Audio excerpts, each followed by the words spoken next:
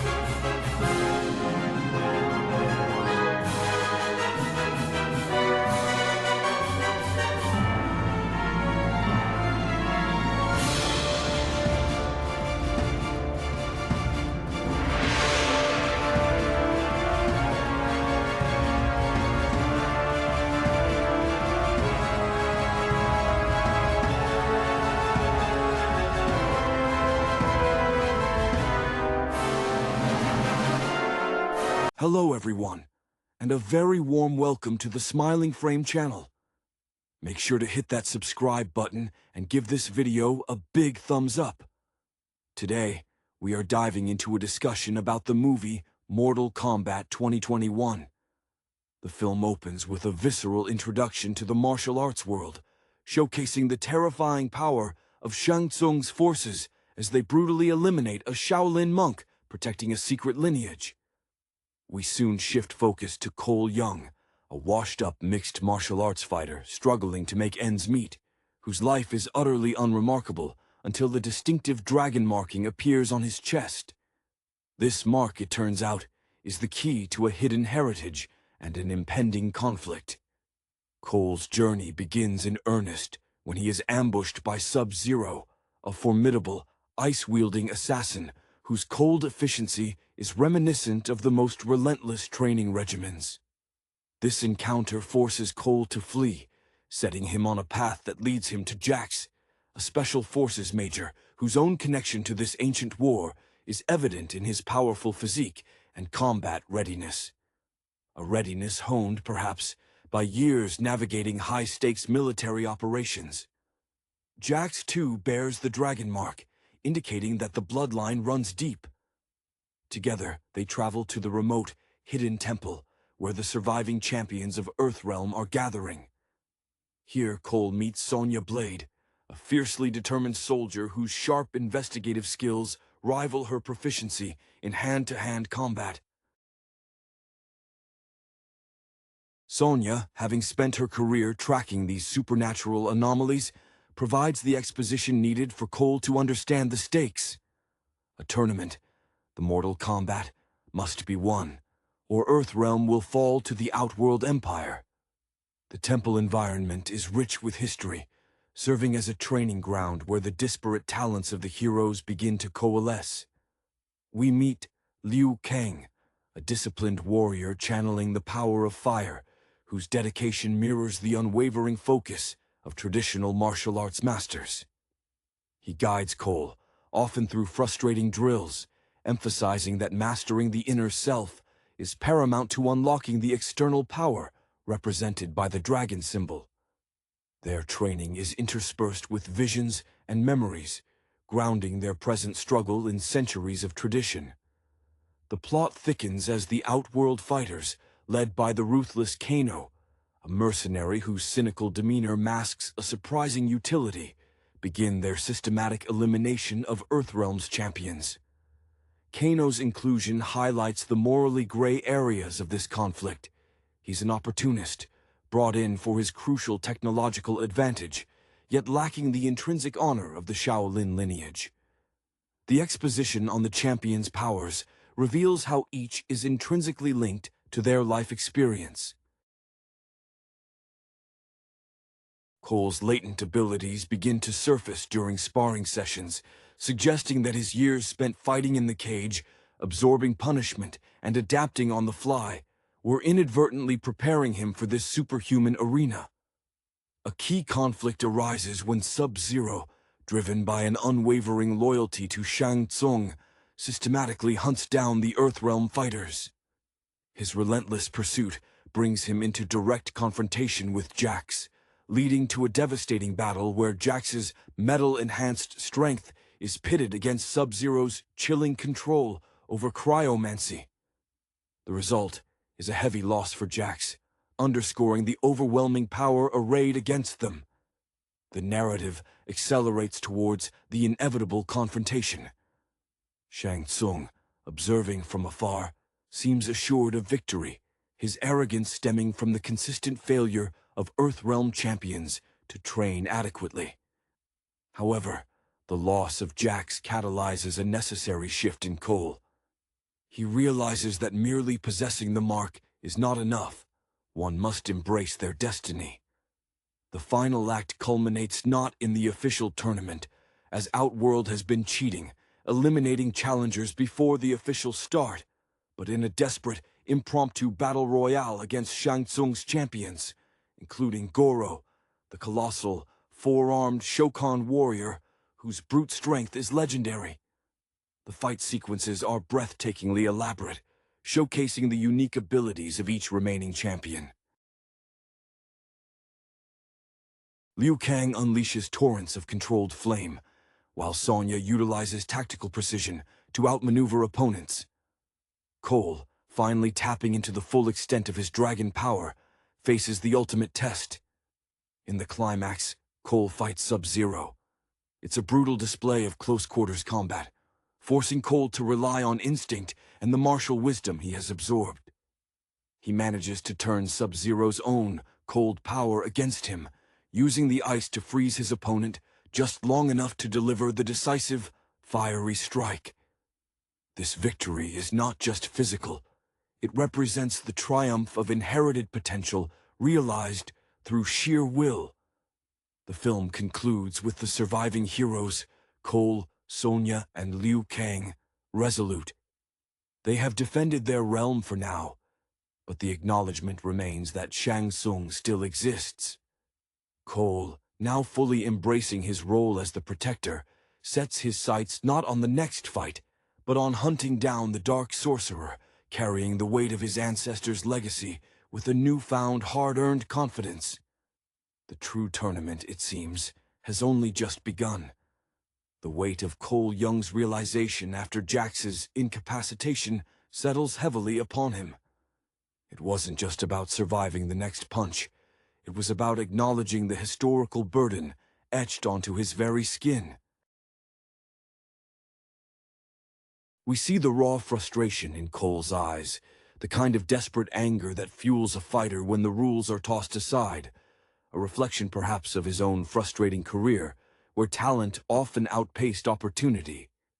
His transformation isn't instantaneous. It's a painful unlocking, catalyzed by watching a mentor fall.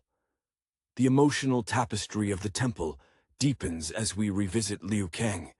His calm, fire-wielding demeanor speaks volumes about years spent under monastic discipline, perhaps mirroring the dedication required to master a complex, singular fighting style against the chaotic sprawl of modern combat that Cole represents. There's a palpable sense of duty in his actions, a stark contrast to the mercenary nature of Kano. Kano, for his part, remains a study in necessary evil. His constant sarcasm and self-preservation instincts highlight the moral vacuum from which Outworld draws its strength. He thrives where honor starves. His technical expertise, however crucial in disabling some of Shang Tsung's traps, is always laced with the threat of betrayal. Sonya Blade's character arc subtly mirrors Cole's in terms of commitment, though hers is born from rigorous military training and relentless investigation rather than dormant bloodlines. Her urgency isn't merely about winning a competition, it's about preventing an apocalypse she has spent her career trying to prove existed. When she fights, there is a calculated, almost scientific application of force, leveraging the environment as much as raw strength, suggesting a mind trained to find the weak point in any defense system, be it physical or political. The battle against Goro is characterized by sheer, overwhelming scale. Goro embodies pure, untamed aggression. Watching the Earthrealm champions react to this titan emphasizes their reliance on skill over brute force, a recurring theme. Liu Kang's focused elemental blasts seem barely capable of scratching the Shokan's thick hide, demanding precision and teamwork that they are still learning to coordinate. Cole, initially overwhelmed, begins to demonstrate a surprising capacity for strategic thinking. Under duress, dodging and weaving in a manner that suggests his years of fighting unpredictable opponents in the gritty, low-stakes MMA circuit actually provided a unique kind of situational awareness that pure, traditional training might miss. Sub-Zero's final confrontation with Cole is steeped in icy dread. Sub-Zero moves with the chilling inevitability of a natural disaster, his attacks precise and devoid of hesitation. We feel Cole's desperation as he takes blow after blow, the dragon mark pulsing, seemingly demanding more energy than his body can readily supply.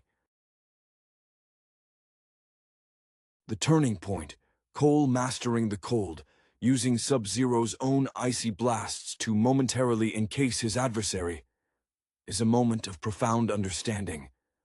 The legacy isn't a magical gift, but a lesson waiting to be learned through direct confrontation with its antithesis.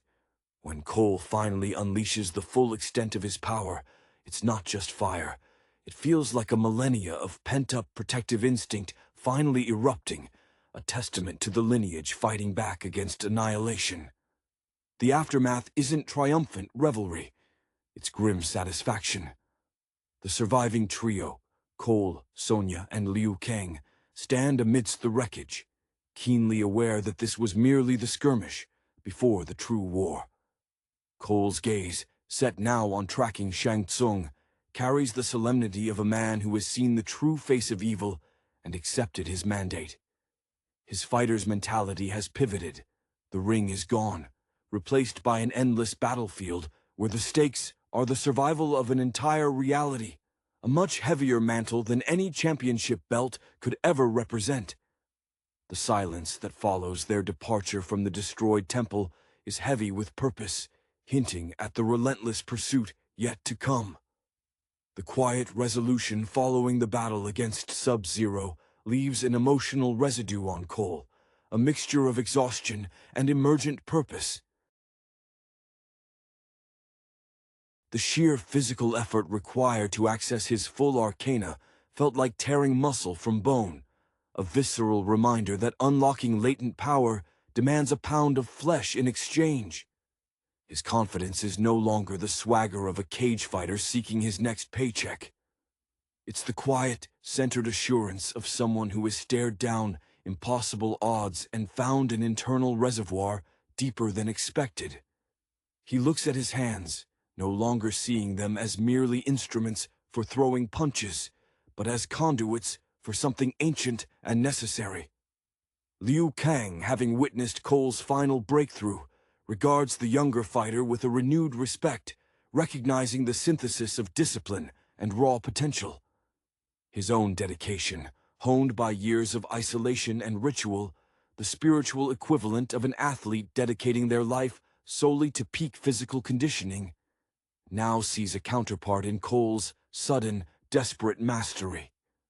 There is a sadness in Liu Kang too. The cost of this victory was the loss of his comrades, a heavy toll that underscores the brutality of Shang Tsung's tactics. He understands that while they won this engagement, the Outworld Sorcerer's longevity and sheer malice make him an infinitely harder target than a single warrior like Goro or Sub-Zero. Sonya Blade's focus sharpens in the aftermath. For her, the fight against Sub-Zero served as empirical proof that everything she suspected about clandestine supernatural forces was true.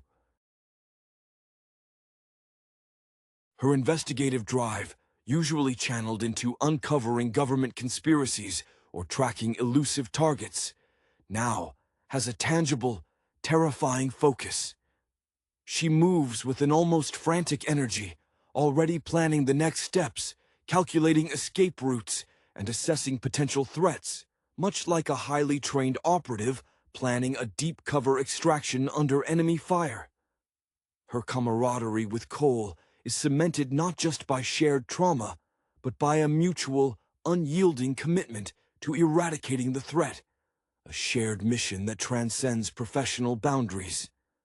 Kano, surviving the chaos through sheer opportunism and perhaps a timely deployment of his technological skills to disable a non-essential threat, remains the unsettling variable. His reactions are telling, moments of grudging admiration for the Earthrealm hero's ability to pull off the impossible, immediately followed by cynical reminders of their inevitable future failures. He views the entire endeavor through the lens of transaction, which makes his continued presence both invaluable, due to his knowledge of outworld networks, and deeply precarious. He embodies the theme that, in the fight for survival, one might have to rely on the very forces they despise. The road ahead is painted in shadows. Cole's decision to hunt Shang Tsung signals a proactive shift, moving beyond the passive defense of the temple trials. It's a narrative choice reflecting a modern hero's mandate. If the threat cannot wait for the formal rules, the hero must break the rules to meet it head-on. This pursuit will undoubtedly force them into more ethically ambiguous situations, pushing the limits of what they are willing to compromise to secure Earthrealm's safety. The final moments suggest a slow burn into a larger, more personal vendetta, where Cole's martial arts background is not just a skill set, but the inheritance of a responsibility he can no longer afford to ignore or downplay. The next challenge won't be a tournament bracket. It will be a manhunt against an immortal sorcerer, demanding every ounce of the power he just barely managed to tap into. The narrative pivots now towards the active hunt, a transition from reactive defense to aggressive infiltration, immediately signaling a drastic shift in environment and operational tempo. The quiet camaraderie forged in the temple must now be tested against the chaotic sprawl of the world outside, particularly the dark, technologically advanced strongholds Shang Tsung uses to mask his movements. Cole, Sonya, and Liu Kang, now operating as an unofficial strike team, rely on Kano's black market connections and street smarts, a necessary evil that forces Liu Kang's spiritual equilibrium to constantly contend with Kano's base pragmatism. This uneasy alliance creates friction. Liu Kang views Kano as a moral contaminant, while Sonya sees him as a high-risk intelligence asset whose loyalty is always tethered to the highest bidder or the most immediate threat to his own skin. Their initial leads take them through shadowy urban environments, a stark contrast to the ancient sanctity of the temple. Cole finds himself leveraging his old street-fighting instincts, the low-down, dirty tactics he used to win bouts in dingy venues, now repurposed against assassins and informants working for Outworld. This environment is where Sonya truly shines. Her Special Forces background provides the tactical framework for navigating urban warfare, using surveillance and rapid deployment to compensate for their lack of overwhelming magical firepower against Tsung's infrastructure. They are no longer waiting for challenges. They are actively seeking out the veins feeding Shang Tsung's power base. During one critical intelligence-gathering operation, likely involving a tense standoff in a neon-drenched underworld nexus, Liu Kang's abilities are challenged not by brute force, but by psychological warfare orchestrated by low-level sorcerers mimicking Shang Tsung's illusions. These lesser threats test Liu Kang's focus, aiming to break the serenity he fought so hard to cultivate. We see moments where his fire falters, not due to lack of power, but due to momentary doubt implanted by the illusion. A profound meditation on how inner peace can be weaponized against. It's Cole, surprisingly, who pulls him back, not with ancient wisdom, but with a simple, grounded shout, reminding Liu Kang of the immediate reality and the very physical stakes, proving the value of Cole's grounding in the tangible world. Kano, meanwhile, proves his worth by disabling sophisticated security countermeasures that baffle Sonya's military tech, revealing that his mercenary career involved deep dives into proprietary, often illicit, technological systems. This sequence reinforces the film's underlying commentary on competence transcending morality. While his soul may be tainted, his skills are undeniably effective when pointed at a common enemy. As they close in on a major staging ground, perhaps a clandestine energy siphon facility being used by Tsung to amplify his dark magic, the team realizes the scale of Shang Tsung's preparation. This isn't just about winning a single tournament. It's a multi-pronged invasion plan utilizing technological and mystical resources simultaneously. The emotional stakes rise as they encounter evidence of more recent victims, people marked or drained, emphasizing that Shang Tsung is accelerating his timeline, making the hero's frantic pursuit feel increasingly insufficient against the enemy's methodical evil. The realization dawns. They have perhaps only bought time, not secured victory, and the next confrontation will demand an even greater sacrifice of self. The infiltration of Shang Tsung's suspected staging ground, likely a massive, hidden complex pulsing with unnatural energy, serves to strip away the last vestiges of the hero's previous lives. For Cole, stepping deeper into this manufactured darkness feels like descending into the grimy back alleys of his past, yet this time, the stakes are astronomically higher than a title fight. He finds himself observing Sonya and Liu Kang with a new lens, recognizing that their respective disciplines, military precision and spiritual mastery, are complementary weapons against the chaotic nature of Outworld's infiltration. Liu Kang struggles most acutely with the moral compromises required to work alongside Kano. In one tense moment, while navigating a labyrinthine series of automated defenses erected by Outworld engineers collaborating with Earthrealm defectors, Kano intentionally triggers a diversionary explosion that traps a handful of low-level security personnel, human pawns who had foolishly pledged allegiance to Tsung. Liu Kang recoils, the fire in his palms momentarily dimming with moral distress. He expresses his disapproval sharply, his voice echoing the pain of failing his monastic vows of nonviolence. Cole intervenes, his tone resonating with the weary realism of a street fighter. They chose their side, Liu. We're here to stop the slaughter, not purify the ranks.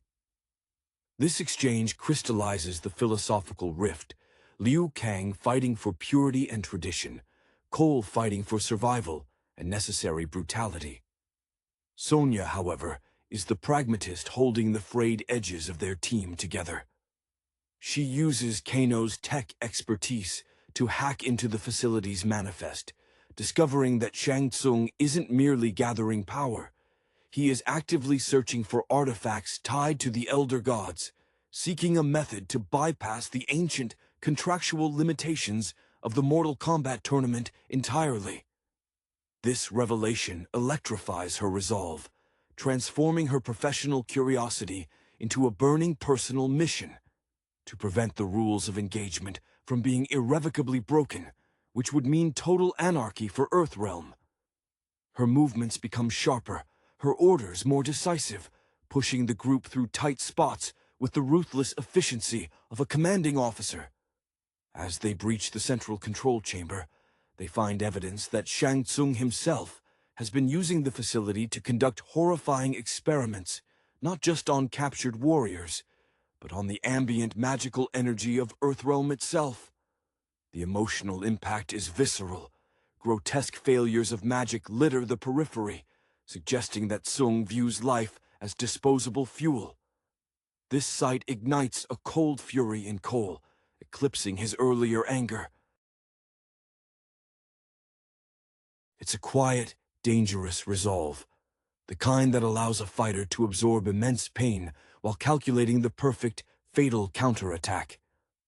The confrontation itself is an ambush, orchestrated remotely by Shang Tsung, who chooses not to engage directly, but unleashes his most formidable remaining operative. A magically enhanced warrior, designed specifically to counter elemental and martial arts specialization. This foe is a mirror, capable of rapidly adapting to their individual styles. The ensuing fight is less about flashy powers, and more about breaking the enemy's adaptability. Cole finds himself fighting defensively, absorbing heavy hits, analyzing the enemy's move patterns with the keen eye of a seasoned analyst, waiting for the single, predictable flaw born from relying too heavily on magical mimicry.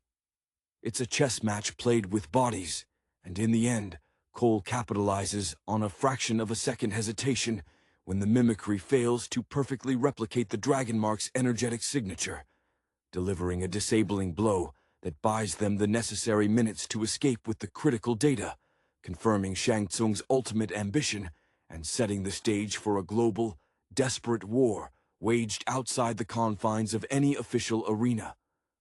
The narrow escape from Shang Tsung's research facility leaves the quartet battered, but armed with knowledge far more dangerous than any physical weapon: the sorcerer's intent to subvert the very laws governing the realms.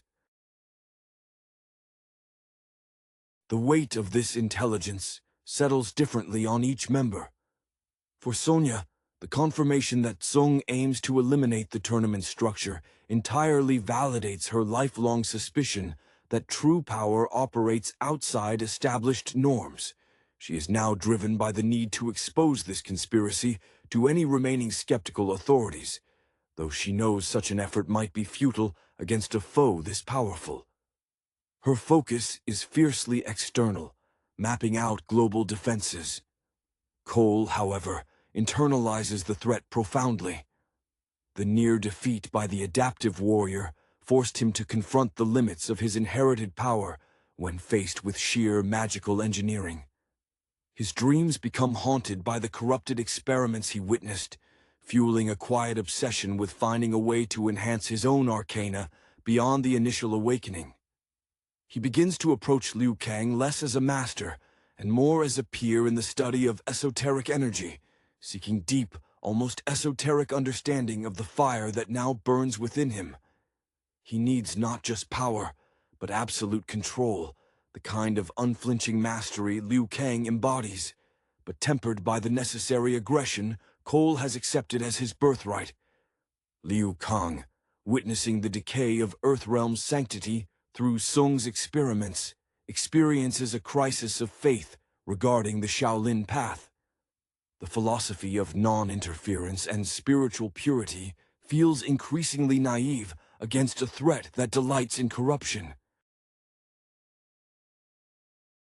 He starts integrating elements of Cole's pragmatic, aggressive training into his own routines, adapting the fluidity of street fighting to his fire manipulation. This synthesis creates a new, formidable fighting style, one that still respects discipline but embraces decisive, sometimes harsh, action. Kano observes this evolution with detached amusement, recognizing the corruption of innocence as a sign that the mercenary's worldview is beginning to infect the righteous. Kano's role becomes even more crucial as the team needs to move off the grid entirely. He smuggles them across international borders and into hidden sanctuaries, utilizing a network of informants built on mutual exploitation and fear. There is a moment of tense, almost domestic interaction when they are holed up waiting for extraction. Kano unexpectedly shares a cynical anecdote about a past betrayal that mirrors Cole's own feelings of being overlooked, revealing a sliver of shared understanding in their outsider status, before immediately retreating behind his usual veil of self-interest. Their next objective, derived from Sonya's decryption, points toward a known historical nexus of immense, uncontrolled energy, perhaps an ancient ruin or a site of a previous Earthrealm defense failure, where Shang Tsung is rumored to be anchoring the artifacts he has gathered. The atmosphere is thick with anticipation. They know this is likely the final confrontation point before Tsung can enact his global takeover. The journey there is fraught with near misses, demonstrating that outworld spies are everywhere, forcing the heroes to rely on instinct and their newly forged, fragile trust. They are no longer merely reacting to assassins. They are marching toward the heart of the enemy's operation, prepared for a war where the rules, if they exist at all, will be dictated by whomever lands the first decisive blow. The stage is set for an epic clash where inherited destiny must finally triumph over deliberate, practiced malice. The journey to the supposed nexus point is a crucible, forcing the fragile alliance to operate under constant, grinding pressure. The landscape shifts from the relative anonymity of urban hiding places to desolate, foreboding territories, places where the very air feels hostile, likely warped by residual dark energy. Cole finds himself relying heavily on the physical endurance he'd honed over years of punishing MMA schedules. Unlike Liu Kang, who draws power from stillness, Cole seems to draw tenacity from the relentless forward motion, from the necessity of pushing through pain barriers he once thought insurmountable. He is learning that true martial prowess isn't just about technique. It's about managing the psychological fatigue of endless conflict. During a necessary stopover in a remote, neutral location, perhaps a forgotten sanctuary only known to deep-cover intelligence operatives, Sonya takes the initiative to rigorously vet Kano. She confronts him not with weapons, but with data, presenting incontrovertible evidence of past atrocities he'd been involved in, leveraging fear of exposure against his self-preservation instinct.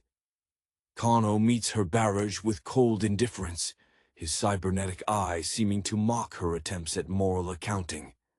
He admits his past sins with the frankness of a businessman discussing quarterly losses, stating clearly that saving Earthrealm is merely the best short-term investment he can make to ensure his own continued existence. This exchange solidifies Sonya's commitment to keeping him on a very short leash, recognizing that his utility only extends as far as his immediate self-interest aligns with theirs. Liu Kang's internal struggle manifests in a near-religious fervor during their travel. He begins to incorporate elements of Cole's aggressive tempo into his fire meditations, creating visual paradoxes. Controlled flames that surge and lash out with unnatural speed, no longer the stately pillars of heat he once commanded. He speaks sparingly, his words weighted with the gravity of knowing that the purity he once worshipped is insufficient protection against true, sophisticated evil. He sees Shang Tsung not just as an enemy, but as a philosophical corruption that must be purged to restore balance, a view that contrasts sharply with Cole's simpler, retribution-focused drive.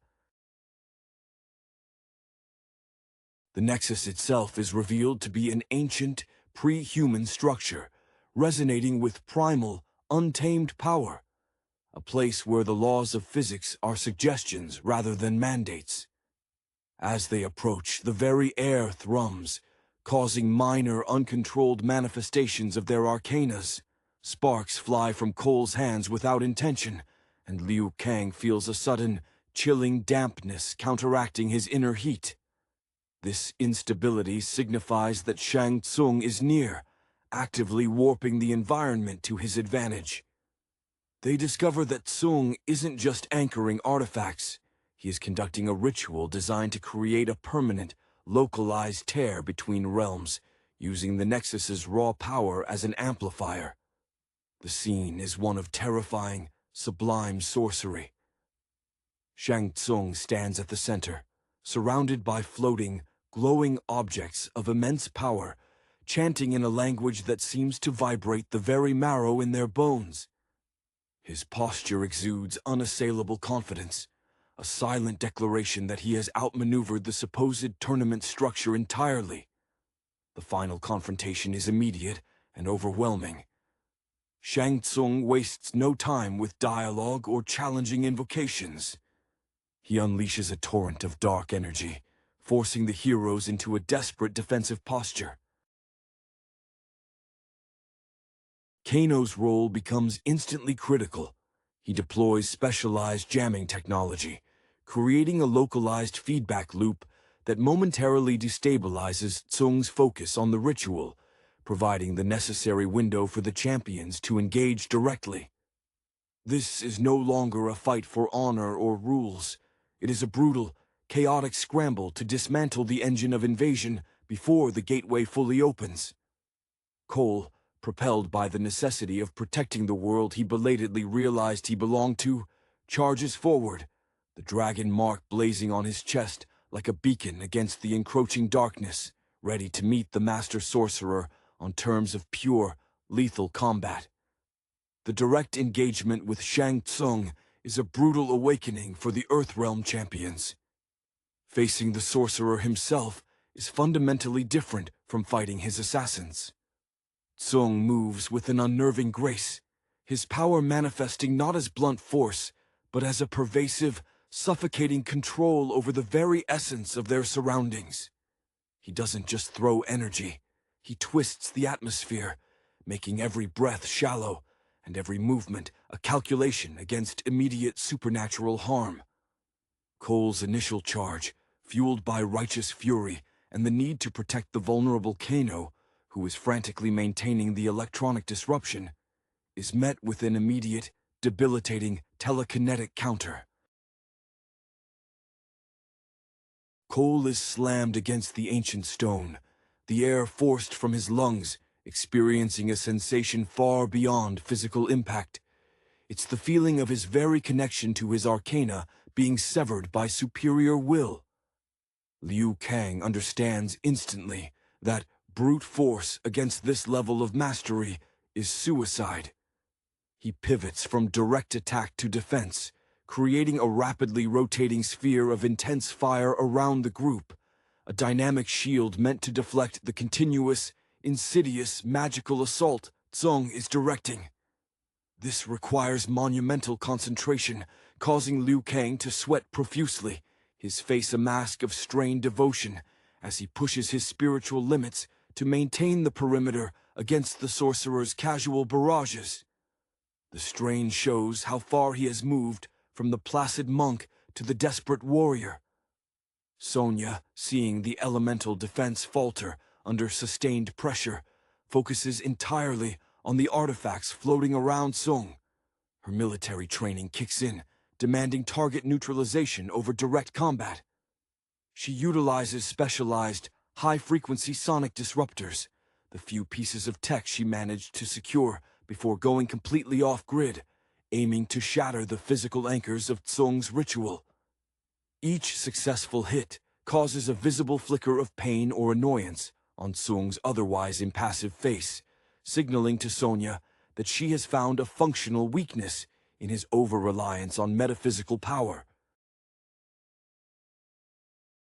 Kano, his face smeared with sweat and grime, works his console with desperate speed. The feedback loop he established is failing. He's not just fighting technology, he's fighting magic infiltrating his circuits. He yells out warnings, his usual bravado replaced by raw terror, as sections of his advanced gear begin to smoke and melt under magical overload. His contribution is ultimately an act of calculated self-sacrifice, a desperate buy of seconds. It is in this moment of chaos, with Liu Kang's shield buckling and Kano's tech failing, that Cole finds his true footing. He realizes Tsung's arrogance lies in his belief that the ancient rules of combat preclude a truly desperate, low-down fight. Instead of charging again, Cole mimics the tactics he learned from his toughest, most dishonest opponents: misdirection and exploiting the blind spot created by overwhelming sensory input. He uses the residual energy from Sonya's sonic blasts as cover, sprinting low to the ground while Tsung is focused on the fiery perimeter and the failing artifacts. Cole doesn't attack the sorcerer's body, but the connection point, the nexus beneath Tsung's feet. Tapping into the deepest well of his dragon power, Cole slams both fists into the ground, right where the energy convergence is most volatile. This isn't an elegant attack, it's a desperate, destructive grounding, channeling the raw, unrefined fury of his arcana directly into the Earth's chaotic power source. The resulting explosion is less fire and more raw kinetic displacement, a shockwave that rips through the chamber.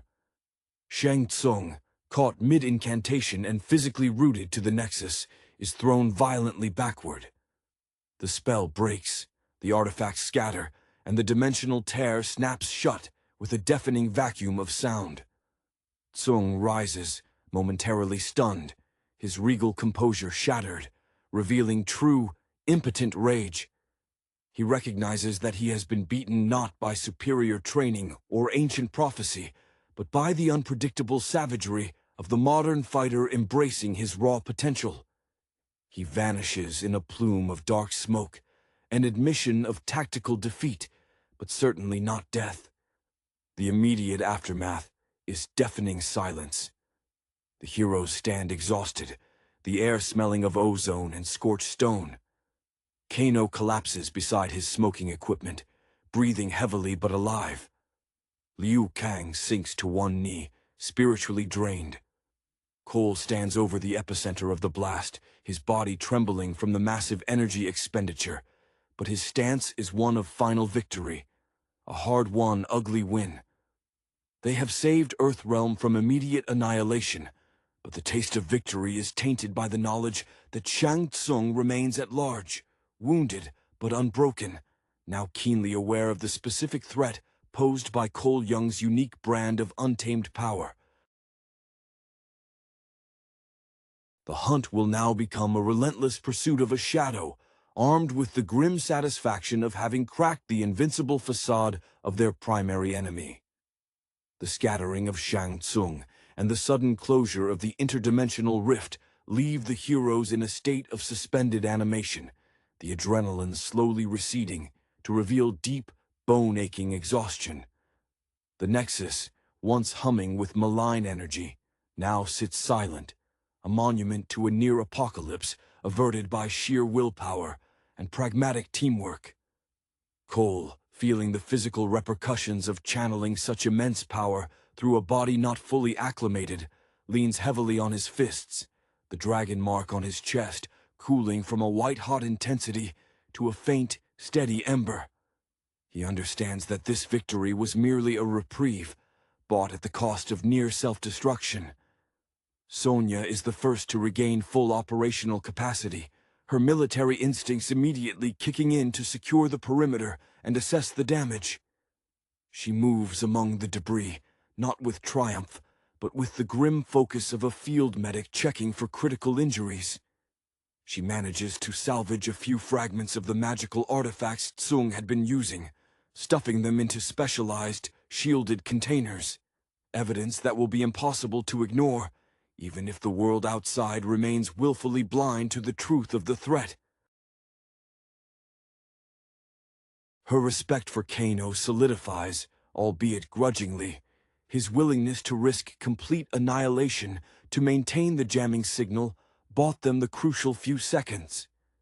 She ensures he is patched up, treating him less like a comrade and more like a vital, albeit highly volatile, piece of strategic hardware. Liu Kang is physically spent, his spiritual reserves dangerously low. He retreats to a quiet corner of the ruins, engaging in deep, restorative breathing exercises, seeking the quiet center that has always been his anchor. Yet, the experience has changed him fundamentally. The necessary aggression used to shield them, the near acceptance of Kano's darker methods, has left an indelible mark. He sees now that true defense often requires embracing the ugliness of conflict, a lesson that chips away at the pristine ideal of Shaolin pacifism.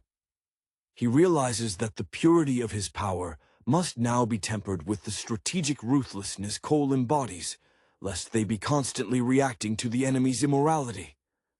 Kano, his high-tech gear mostly slag, nurses his wounds with cheap synthetic painkillers he miraculously managed to keep stashed away. He watches Cole and Liu Kang, the two extremes of dedication, one born of tradition, the other of raw necessity, and for the first time, a flicker of something akin to loyalty, or perhaps just self-interest in a winning team, crosses his face. He knows Tsung will retaliate with overwhelming force now that his plans have been disrupted. If they are to survive, they need his knowledge of the shadows more than ever. He offers a single, pragmatic piece of intelligence. Tsung always retreats to a fortress disguised as a legitimate international corporation, using global finance as his ultimate camouflage. A place where military force is useless, but infiltration and sabotage are paramount. The team's immediate focus shifts from brute confrontation to intelligence warfare. They must now operate in the mundane world while fighting a supernatural war. Cole, energized by his success in disrupting Tsung's ritual, accepts the mantle of the proactive hunter. He understands that Shang Tsung, the master manipulator, will be attempting to rebuild his resources and perhaps secure a more stable conduit for his power. Cole envisions the hunt not as a series of battles, but as a slow, methodical dismantling of Tsung's earthly infrastructure, mirroring the patient, step-by-step approach of a seasoned contender, systematically breaking down an opponent's defense before going for the knockout. As they regroup and prepare to move into the dense global political landscape hinted at by Kano, there is a quiet, unspoken acknowledgement of the cost. They have won a battle that saves the world from immediate destruction, but they have traded that threat for a protracted campaign against an unseen, wealthy, and terrifyingly powerful enemy. The quiet confidence Cole now carries is that of a man who has discovered his true strength, but also the crushing burden of knowing that strength must be applied continuously, endlessly, against a foe who plays a game with eternity as his clock. The next phase demands stealth, deceit, and a willingness to operate completely outside the light.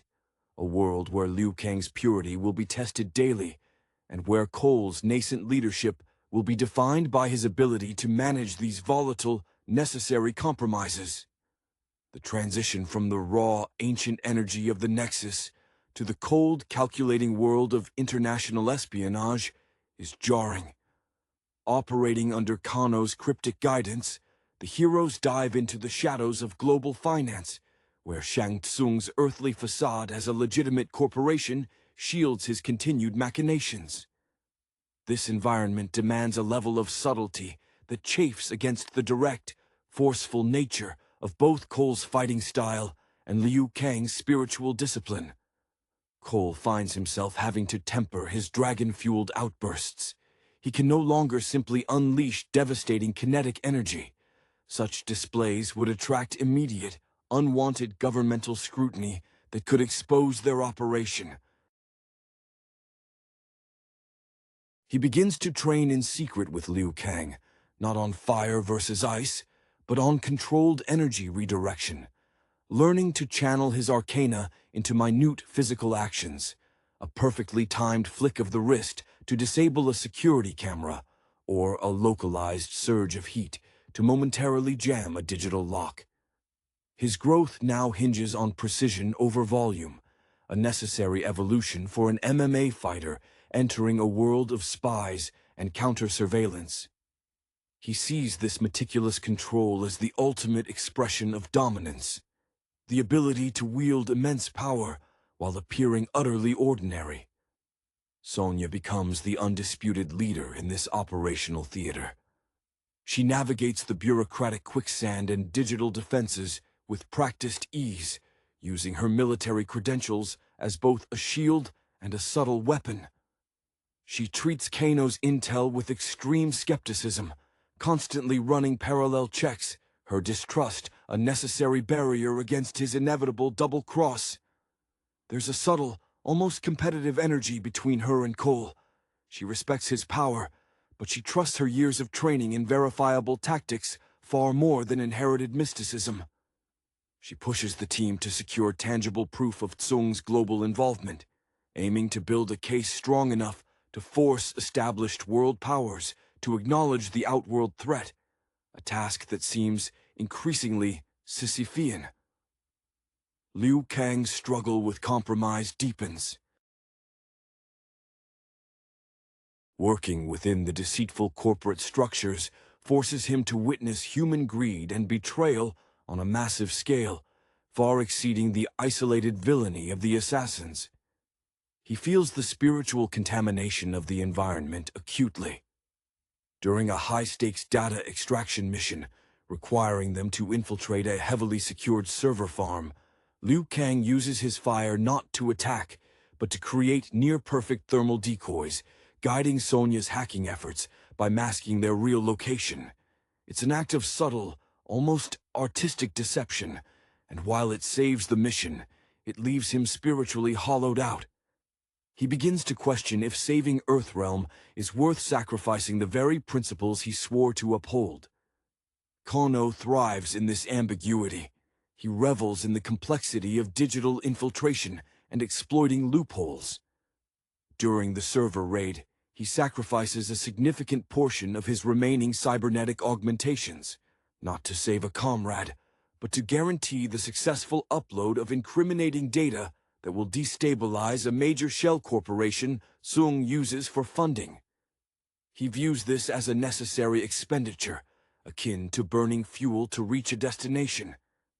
His survival instinct is currently perfectly aligned with the team's goals, but the threat of his misalignment always looms, a constant low-frequency tension beneath their unified efforts. As they gather enough evidence, a clear picture emerges. Shang Tsung is using the global financial network not just for money, but to acquire rare, magically resonant materials necessary to construct a permanent, fixed portal, one that cannot be easily disrupted by a kinetic shockwave like the one at the Nexus. This fixed gateway will allow outworld armies to pour in without the need for intricate rituals.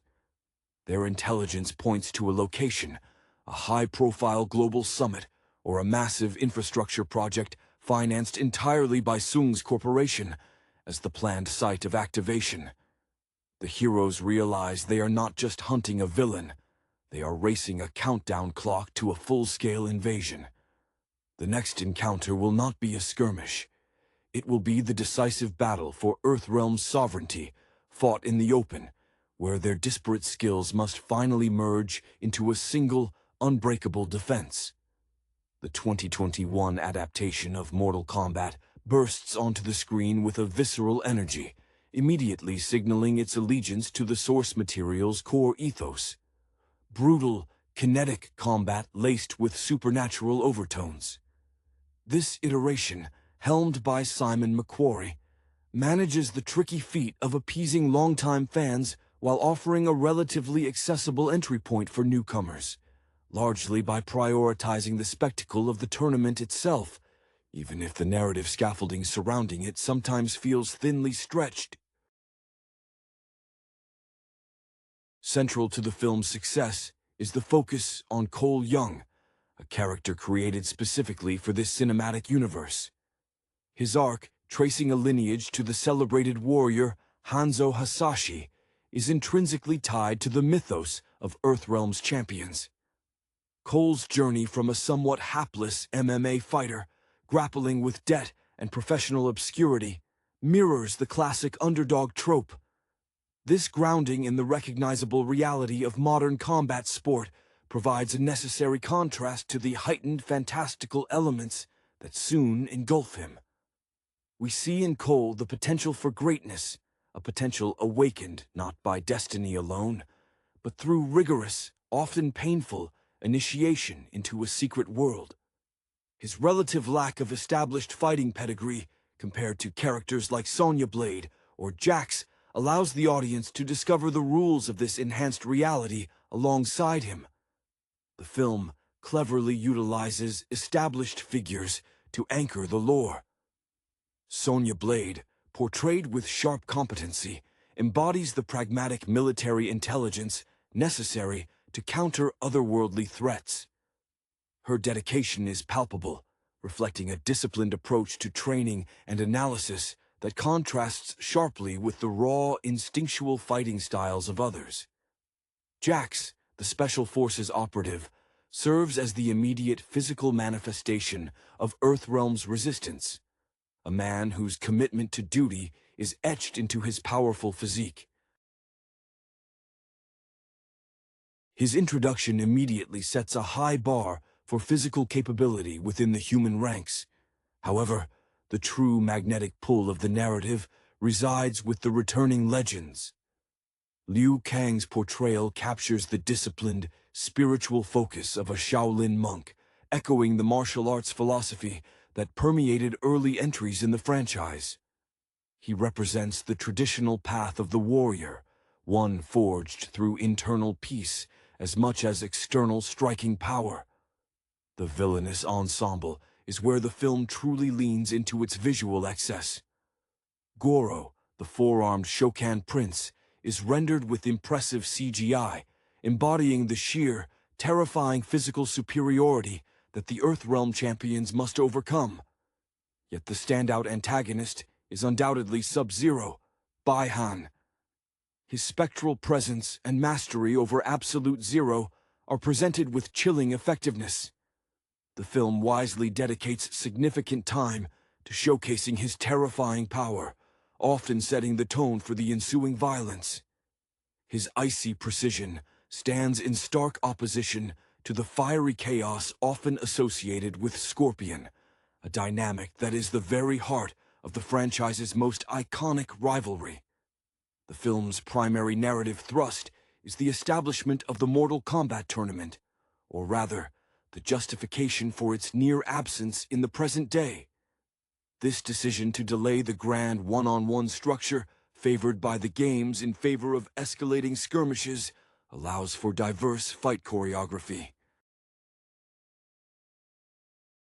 The action sequences are undoubtedly the film's crowning achievement.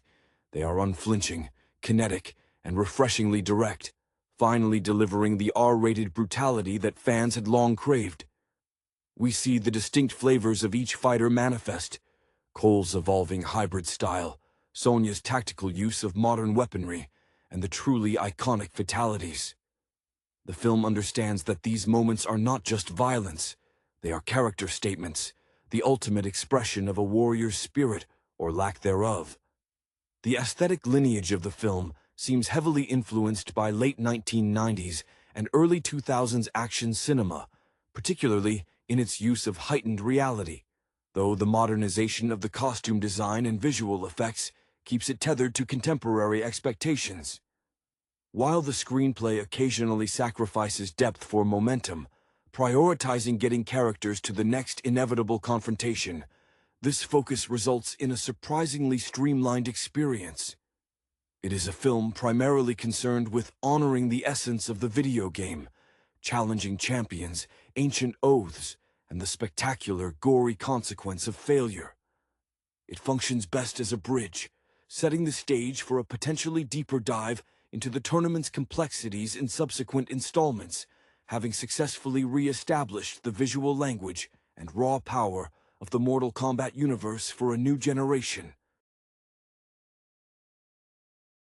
The emotional texture of the 2021 iteration is largely one of grudging acceptance and emergent courage.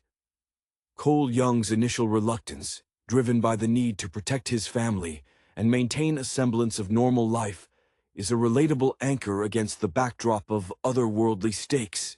His discovery of the dragon marking, the physical manifestation of his heritage, is treated with the necessary weight, a sudden, inconvenient inheritance of violence.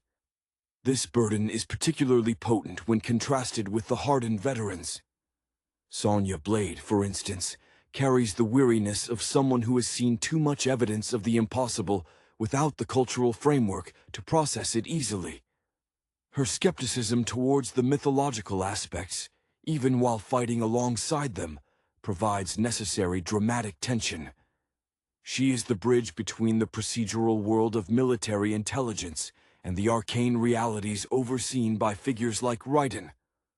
Raiden himself, the god of thunder, is presented less as an omnipotent deity and more as a stern, almost exasperated mentor. His role necessitates a delicate balance. He must guide the champions without directly interfering in the mortal struggle, a restriction that constantly tests his patience. His inspiration is drawn from ancient guardians, those figures forced to watch from the periphery, offering cryptic advice while their wards face existential threats. The power he wields, when finally unleashed, feels earned through his long observation and the gravity of the threat posed by Outworld.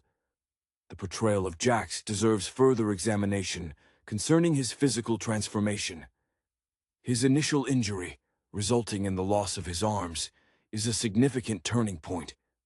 This adversity forces reliance on advanced technology, the mechanical prosthetics becoming a symbol of human ingenuity, attempting to match supernatural strength. This technological augmentation, while visually striking, also grounds his contribution in a modern, tangible framework, distinguishing him slightly from the more spiritually endowed champions like Liu Kang. Jax represents Earthrealm's stubborn refusal to yield, adapting their methods to meet the challenger's supernatural edge. The character of Kano, serving as the irreverent counterpoint to the disciplined warriors, injects a necessary dose of dark humor. His cynical pragmatism and self-interest highlight the fragility of Earthrealm's unity. Kano's allegiance is always transactional, a necessary evil brought into the fold for his specific, albeit selfish, skill set. He thrives in the moral gray area that the purer heroes often avoid, his presence serving to underscore the desperation of recruiting anyone willing to fight for Earthrealm. His motivations, stripped down to base greed and survival, make him an excellent foil for the more idealistic Liu Kang. Furthermore, the emotional weight of Scorpion's backstory, though glimpsed rather than fully explored through Cole's narrative lens, resonates powerfully. The film implies the depth of Hanzo Hasashi's rage and devotion to his clan, making his spectral return a moment thick with centuries of unresolved pain. When he confronts Bihan, it is not merely a fight for Earthrealm, it is a deeply personal, generational reckoning. This emotional foundation elevates their climactic encounter above simple spectacle, infusing it with the historical tragedy inherent in the game's lore. The precision and brutality of their exchange are therefore heightened by the audience's understanding of what each man has lost and what he seeks to avenge. The final moments where Cole earns his own dragon mark, through decisive, lethal action, finally aligning his physical prowess with his lineage, complete a satisfying, if perhaps slightly accelerated, emotional arc of self-actualization through combat. The film's commitment to practical effects where possible, blended seamlessly with necessary digital augmentation, contributes significantly to the tactile nature of the violence. When characters connect with devastating force, the audience feels the impact, a crucial element absent in many over-reliant CGI spectacles. This dedication mirrors the filmmaking sensibilities prevalent during the peak era of practical martial arts cinema, where the visible strain on the actors and the weight of weaponry were palpable components of the storytelling. The training sequences, particularly those overseen by the ostensibly mysterious allies, focus not just on learning specific moves, but on unlocking an internal reservoir of strength, the concept of arcana. This arcana is the film's narrative device for explaining sudden, inexplicable power surges, functioning much like the Force in Star Wars, an inherent, spiritual energy that requires focus to manifest. Liu Kang's mastery over fire, for instance, is visually dynamic, representing not just aggression, but purified spiritual energy channeled outwards. His demeanor during these moments suggests years, perhaps decades, spent in rigorous meditation to achieve such control, a stark contrast to Cole Young's chaotic, reactive bursts of power. Cole's initial use of his arcana feels uncontrolled, almost accidental, reflecting his status as a novice whose dragon power is more instinct than discipline. The exploration of Outworld's influence is perhaps deliberately restrained in this first chapter, allowing the human fighters to remain the focus. However, the threat posed by Shang Tsung, though mainly observed through his proxies like Goro and Sub-Zero, looms large as the orchestrator of the conspiracy to cheat the tournament. Tsung embodies calculated, ancient evil, the kind that relies on manipulation and bureaucratic maneuvering rather than brute force until absolutely necessary. His presence suggests a deeper, more political layer to the conflict, hinting at the complex dynamics of interdimensional conquest that the sequels could potentially unravel. His impatience, visible in his reactions to Bihan's failures, betrays a vulnerability beneath the veneer of immortal menace. Furthermore, the film handles the visual language of the fatalities with a reverence bordering on ceremony. These aren't just gore montages, they are earned conclusions to specific character matchups. For a seasoned fan, seeing a recognizable fatality executed with cinematic polish provides an immediate, powerful emotional payoff, validating their investment in the source material. These moments serve as definitive statements about the stakes. Failure means erasure, and the manner of that erasure is specific to the victor's style. The film understands that the over-the-top nature of the fatalities is itself a form of thematic expression, showcasing the absolute disparity between the champions of Earthrealm and the ruthlessness of Outworld's champions. This approach ensures that even when the plot mechanics are simple, the visceral impact remains high, providing the essential thrill that defines the Mortal Kombat franchise.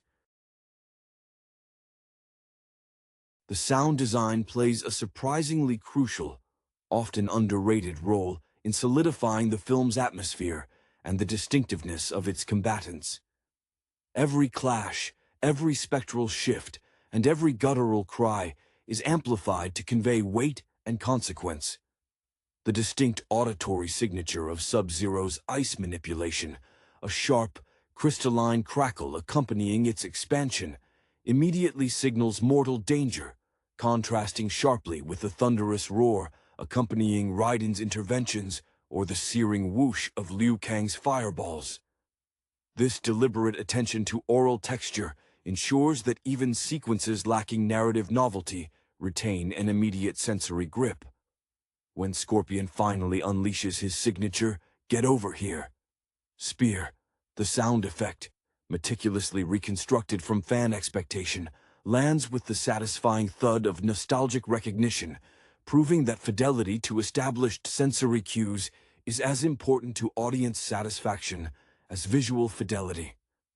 The supporting cast, though given limited screen time, are effectively utilized as narrative building blocks.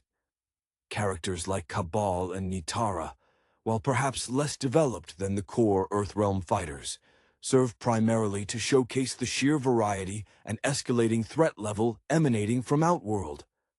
They function as necessary obstacles designed to test the champion's newly awakened arcana, forcing Cole, Sonya, and Jax to quickly move past basic combat proficiency toward true synergistic teamwork.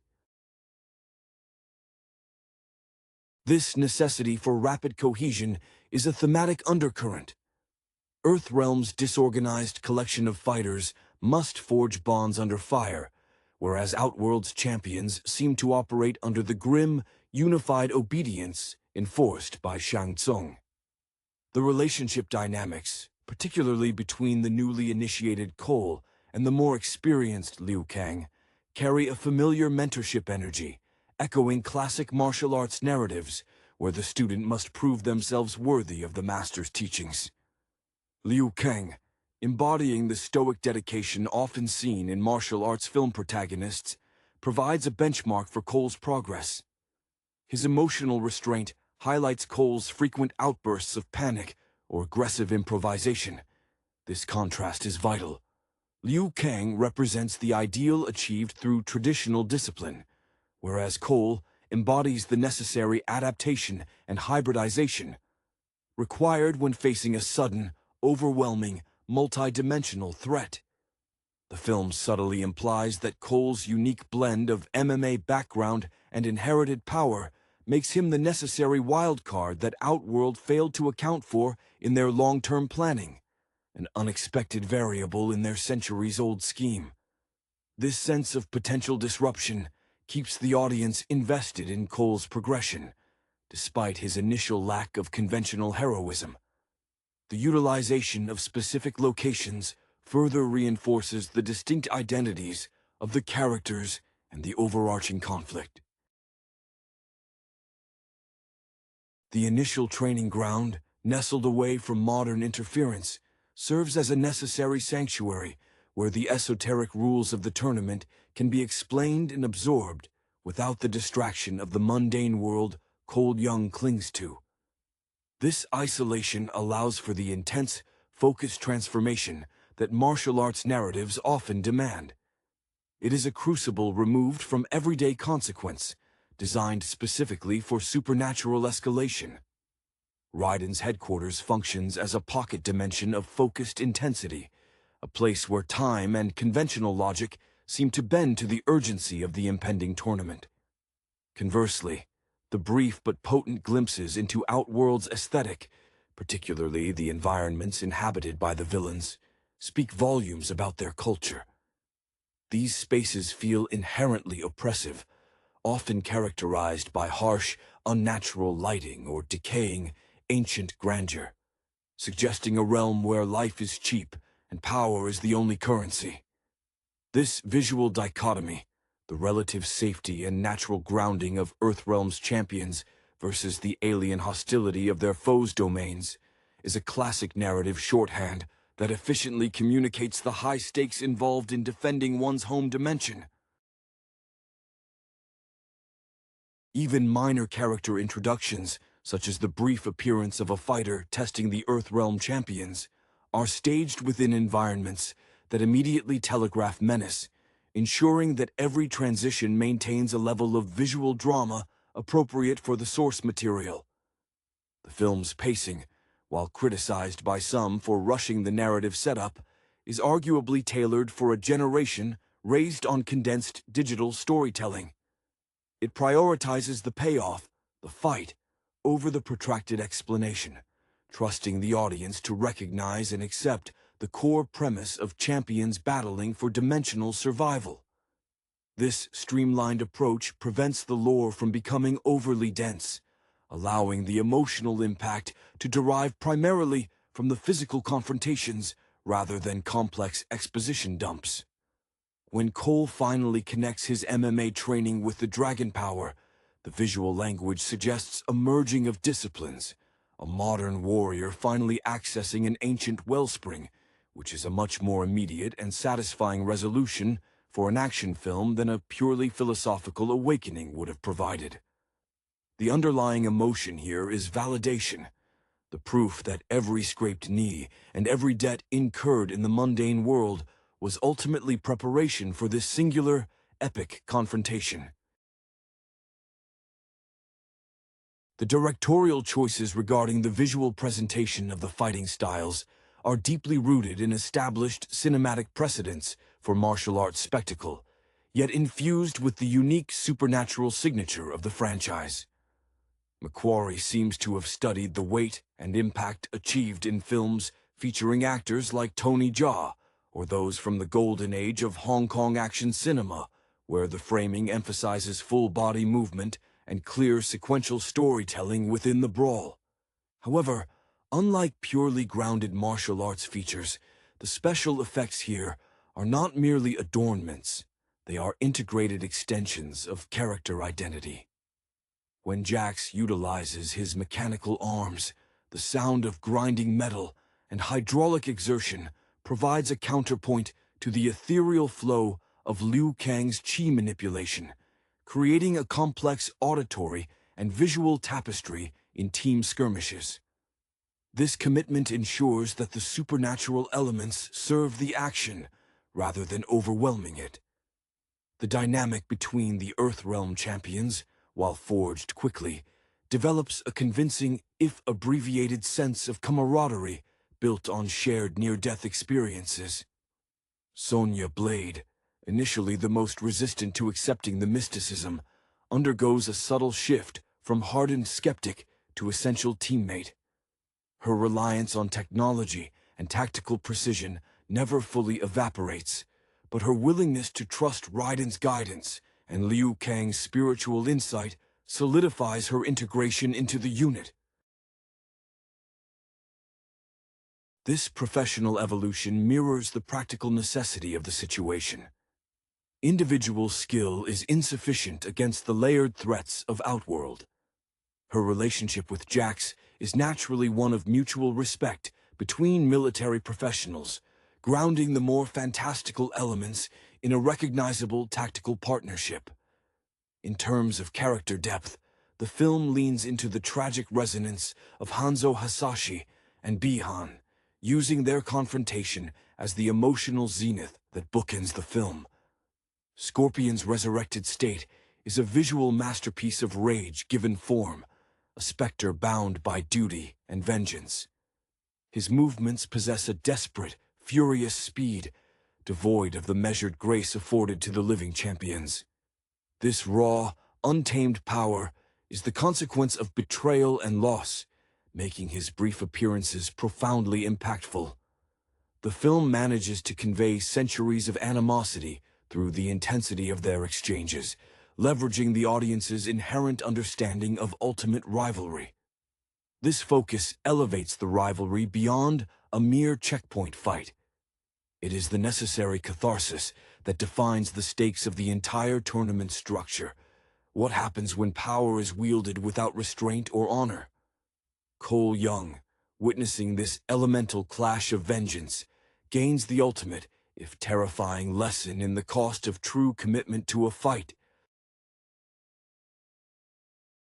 His final embrace of his lineage is thus less about victory over Sub-Zero, and more about accepting the terrible responsibility that comes with wielding inherited, righteous fury.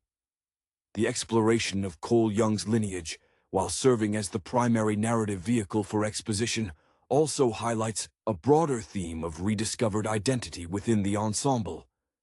His journey is essentially one of archetypal rediscovery. He is the reluctant heir forced to claim a mantle he neither understood nor wanted. This resonates with the inherent drama of heroes in many mythologies who must step away from their ordinary lives to confront the extraordinary. Cole's growth is measured by his willingness to shed the skin of the struggling modern fighter and adopt the uncompromising ferocity of his ancestor. The moments where he begins to instinctively understand the dragon spirit, manifesting small bursts of power even before the full arcana awakening, suggest an innate connection that training alone cannot forge. He is the bridge between the raw, modern athleticism of the UFC octagon and the ancient supernatural martial arts demanded by the tournament. Furthermore, the film's decision to heavily feature the spectacle of the early, non-tournament fights serves a specific structural purpose, establishing the lethal hierarchy of Outworld long before the official bracket begins. By having Earthrealm's champions engage in increasingly desperate battles against champions like Goro's allies, the film effectively simulates the intensity of several tournament rounds compressed into a single training arc. This narrative compression creates a constant sense of impending doom, demonstrating that survival is contingent not just on skill, but on an almost immediate synthesis of power. This differs notably from traditional tournament films, where the early rounds often serve as light exposition. Here, the early rounds are life-or-death tests of character and power compatibility. The characterization of Shang Tsung, though somewhat limited, functions perfectly as the embodiment of cold, transactional evil.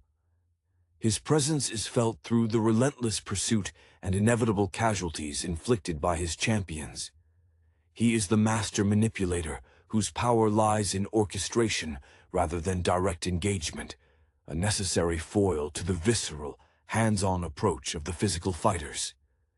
His calm, almost bored demeanor when witnessing spectacular violence underscores his utter disconnect from the mortal stakes, viewing the warriors as mere chess pieces in a grand multi-dimensional game of conquest.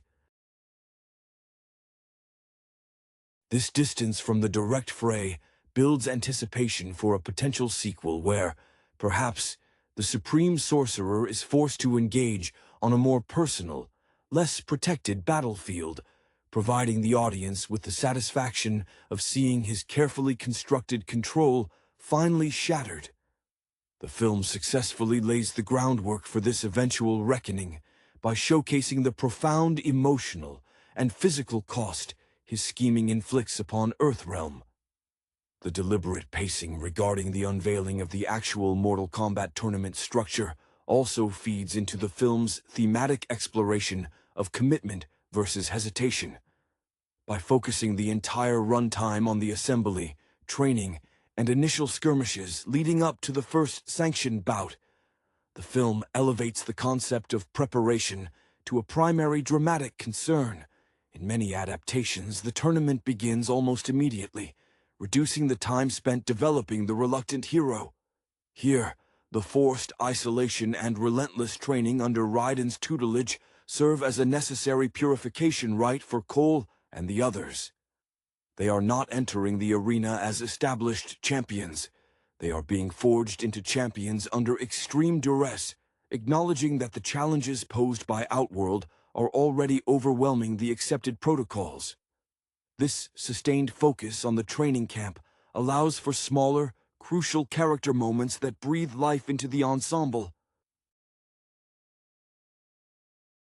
We see subtle interactions, Jax offering pragmatic advice to the younger Cole, or Liu Kang quietly observing the Western approach to combat, recognizing the necessity of blending his Shaolin discipline with necessary modern aggression.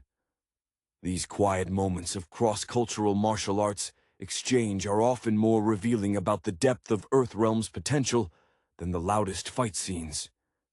They underscore that unity, not just individual strength, is the secret weapon Raiden seeks to cultivate. The very act of Earthrealm's champions learning to fight together in response to a common threat contrasts sharply with the transactional, hierarchical obedience demanded by Shang Tsung's faction. Furthermore, the visual design of the Dragon Arcana, once fully manifested, reinforces the film's commitment to visual metaphor. Cole Young's completed mark, glowing intensely as he channels his power, represents the acceptance of his destiny, a visual branding of inherited responsibility. The luminescence acts as a physical manifestation of inner clarity, achieved only after overcoming doubt and fear.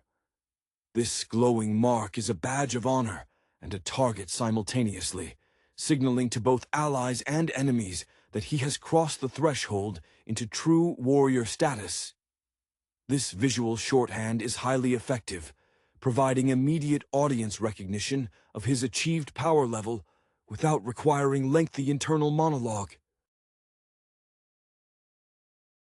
The film trusts its visual language, the glow, the impact, the costume details, to convey the emotional and narrative weight of these transformations. The film's climax, centered on the confrontation between Scorpion and Sub-Zero, functions as a powerful, self-contained narrative within the larger arc, satisfying the long-simmering desire for a definitive, cinematic representation of this legendary rivalry. The sequence is meticulously staged to emphasize not just power, but the philosophical divergence between the two specters of vengeance. Bi-Han's mastery over ice reflects a cold, methodical adherence to duty, albeit a corrupted one. His power is precise, absolute, and emotionally sterile. Conversely, Hanzo Hasashi, resurrected by his ancestral clan's spirit and propelled by pure, undiluted grief, fights with the unpredictable, searing passion of living fire. The juxtaposition of absolute zero versus unquenchable rage provides a rich textural conflict that elevates the choreography beyond mere physical prowess. This final battle also serves as the ultimate proving ground for Cole Young, who is not merely a spectator, but an active participant in the resolution of the ancient feud. His intervention, born of instinct and a sudden surge of his own inherited arcana, demonstrates his transition from an observer of legend to an active participant in shaping it. By contributing decisively to Scorpion's victory, Cole metaphorically earns his place among the lineage, proving that Earthrealm's champions are capable of harnessing both inherited power and timely, adaptive strategy. This acceptance of his role is tinged with necessary melancholy as he witnesses the tragic nature of ultimate vengeance, a cycle that consumes the participants entirely. The aftermath of the battle carefully positions the immediate victory against the looming larger threat. While the defeat of Bi-Han removes a significant immediate assassin, the film smartly pivots back to Shang Tsung, who remains untouched and already plotting the next move. This narrative maneuver preserves the overarching threat, ensuring that the triumph feels earned but temporary. The emotional residue left on Cole is that of profound responsibility. He has faced the abyss of vengeance and survived, but he now understands that the defense of Earthrealm requires navigating a landscape defined by ancient, unrelenting malice. The visual of the surviving champions gathering, battered but united, signals a shift. They are no longer disparate individuals discovering a hidden war, but a defined, battle-hardened force, preparing for the formal, public challenge of the true Mortal Kombat tournament. The film successfully uses its foundational violence to forge a necessary, if slightly bruised, team ready for the next phase of cosmic conflict. The film concludes by cementing the thematic resolution through the final, decisive moments of combat, ensuring that the visceral satisfaction of the action is tied directly to character agency. Cole Young's successful exertion of his Dragon Arcana in the fight against the possessed Sub-Zero is not just a display of newfound strength, but the ultimate acceptance of his identity as a protector descended from Hasashi. This channeling of ancestral energy is visually represented by the almost painful clarity of his movements, signaling that his connection to his heritage is now fully operational. This moment serves as the definitive bridge between the modern, relatable figure and the supernatural warrior, effectively concluding his introductory arc with a necessary, definitive act of self-actualization through violence, an unavoidable requirement within the context of the Mortal Kombat universe. Furthermore, the lingering presence of Shang Tsung at the very end acts as a deliberate narrative tether to the larger conflict promised by the franchise mythology. His subtle expressions of disdain and frustration, the only real emotional vulnerability shown by the primary antagonist, underscore the fact that the Earthrealm champions have only addressed the symptoms, the assassins, rather than the root cause, the systemic cheating of the tournament. Tsung's final pronouncement regarding the true competition sets a clear, intimidating expectation for the next installment. It transforms the preceding film from a mere origin story into a prologue, a necessary consolidation of forces before the real, formalized conflict begins. This calculated withholding of the grand tournament allows the audience to invest in the team that has been formed, rather than just the spectacle of the bracket itself. The final image of the unified Earthrealm survivors, each bearing the scars of their initiation, is one of weary resolve, acknowledging the cost of their survival while implicitly accepting the necessity of engaging in the deadly games to come. This ending respects the grim reality of the source material. Victory is fleeting, and the true challenge always looms larger on the horizon. The thematic weight carried by the Earthrealm champions is further complicated by their varied individual relationships with the concept of honor. Liu Kang embodies a near-perfect adherence to the Shaolin Code, viewing combat as a spiritual discipline where inner virtue directly correlates with outer capability. His calm demeanor during intense pressure is not apathy, but the hard-won result of rigorous self-control, a stark contrast to the raw, often chaotic, displays of power from the Western-trained fighters. Sonya Blade, conversely, approaches the conflict with a strictly professional ethos. Honor for her is defined by mission success and the protection of her people, utilizing any tool, be it advanced weaponry or ancient mysticism, that proves tactically advantageous. Her honor is pragmatic, earned through demonstrable results in the field, rather than adherence to archaic codes of conduct. Jax's commitment aligns somewhat with Sonya's professionalism, yet his personal investment is deeper, rooted in loyalty to his comrades and the perceived duty of the special forces. His prosthetic arms, while symbols of his resilience, also represent the inherent limitations of relying solely on man-made solutions against supernatural force, compelling him to trust in the less tangible abilities of his teammates. This spectrum of ethical and philosophical approaches to fighting, from Liu Kang's purity to Sonya's pragmatism, is vital, suggesting that Earthrealm's defense requires a holistic, imperfect combination of methods to counter Outworld's monolithic, single-minded cruelty. The film subtly posits that unity is not about agreement on philosophy, but about synchronization of effort against an existential threat, a maturity that Cole Young rapidly absorbs through necessity. The collective understanding that their survival depends on bridging these ideological gaps forms the emotional bedrock for their future endeavors. The visual language employed during the training sequences intentionally contrasts the ancient reverence of Raiden's sanctuary with the visceral, almost brutal efficacy of Cole Young's MMA conditioning.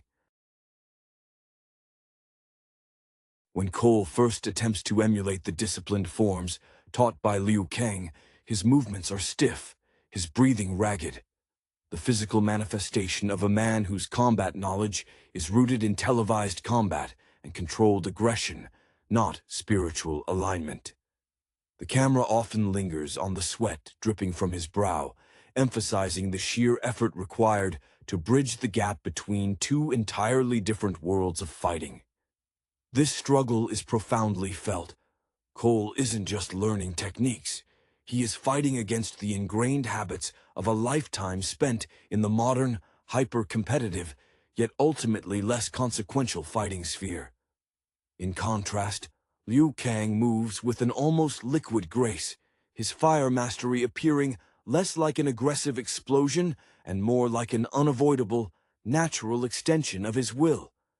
His disappointment, when visible, is not born of anger, but of a profound sadness for the champion's initial disconnection from their own potential.